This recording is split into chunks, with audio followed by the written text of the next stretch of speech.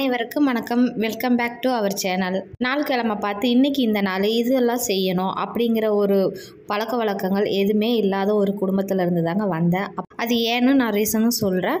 அதுக்கப்புறம் பார்த்திங்கன்னா இப்போ கல்யாணம் முடிஞ்ச வீட்லேயாவது அதெல்லாம் இருக்குமான்னு பார்த்தா அதுவுமே கிடையாது. ஆனால் எங்கள் அத்தை வந்து பக்கா இந்து தான், இருந்தாலும் எந்த ஒரு ஃபெஸ்டிவலும் வந்து அவ்வளோலாம் செலிப்ரேட் பண்ணிக்க மாட்டாங்க, ரொம்ப மெனக்கெட்டுக்க மாட்டாங்க.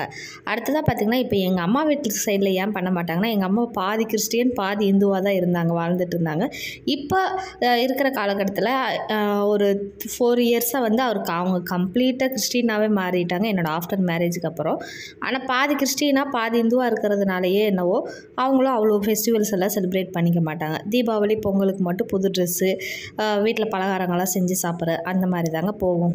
ஆனால் நான் ஆஃப்டர் மேரேஜுக்கு அப்புறம் எனக்கு பர்சனலாக இன்ட்ரெஸ்ட் இருக்குங்காட்டிலும் இந்த மாதிரியான ஃபெஸ்டிவல்ஸு, ஒரு ஆடி அமாவாசை, பௌர்ணமி இல்லை மற்ற எந்த ஒரு சின்ன சின்ன ஃபெஸ்டிவல்ஸ்லாம் கூட செலிப்ரேட் பண்ணுறதுக்கு பிடிச்சி ஸ்டார்ட் பண்ணியிருக்கேன். ஸோ எங்கள் வீட்டு சர்க்கிள்லேயே வந்து நான் தான் ஃபஸ்ட்டு இந்த மாதிரி ஓப்பனிங் பண்ணி வச்சுருக்கிறதுனால எனக்கு என்ன தெரியுமோ வீடியோஸ் பார்த்து நிறைய பேர்கிட்ட சஜஷன்ஸ் கேட்டு எனக்கு என்ன முடியுமோ அந்த மாதிரி தாங்க ஃபெஸ்டிவலாக பண்ணிகிட்ருக்கேன். அதுலேயும் இந்த ஆடி 18ஆம் பேருக்கு அன்றைக்கி நான் ப்ரெக்னெண்ட்டாக இருக்கங்காட்டிலும் ரொம்பலாம் என்னால் மெனக்கெட்டுக்க முடியல. அவருமே வெளியில் போகிற வேலை இருந்ததுனால வீட்டில் ரொம்ப சிம்பிளாக தாங்க பூஜை பண்ணிக்கிட்டேன். ஆடி 18ஆம் பேருக்கு அப்படின்னா காவேரி தாயை, அதாவது தண்ணியை வந்து நம்ம மனசார நினச்சி கும்பிட்டு வழிபாடு பண்ணணும்.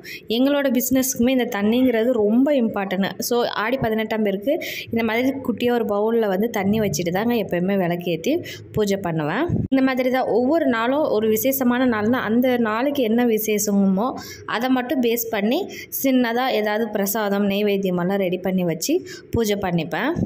இப்போ திடீர்னு ஏன் இந்த ப்ளவுஸ் எல்லாம் காமிக்கிறேன்னு பார்க்காதீங்க. இது என்னோடய ஹேண்ட் எம்ப்ராய்டரிங்கில் பண்ண ஒரு ப்ளவுஸு. எப்படி இருக்குது அப்படிங்கிறத கமெண்ட்டில் சொல்லுங்கள். இந்த ஆடி 18ஆம் பேருக்கு அன்றைக்கி வீட்டில் அவர் இருக்கிறப்பவே விளக்கேற்றி சூப்பராக சாமியெல்லாம் கும்பிட்டு முடிச்சுட்டேன். அவர் வெளியே கிளம்புனதுக்கப்புறம் பார்த்திங்கன்னா வீட்டுக்கு பக்கத்துலேயே முத்துமாரியம்மன் கோயில் இருக்குது.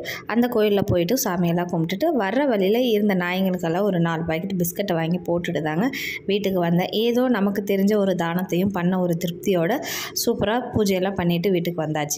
என்ன மாதிரி நீங்கள் உங்கள் ஃபேமிலி சர்க்கிளில் எத்தனை பேர் ஃபஸ்ட் டைம் எல்லாமே ஸ்டார்ட் பண்ணியிருக்கீங்க அப்படிங்கிறத கமெண்ட்டில் சொல்லுங்கள்.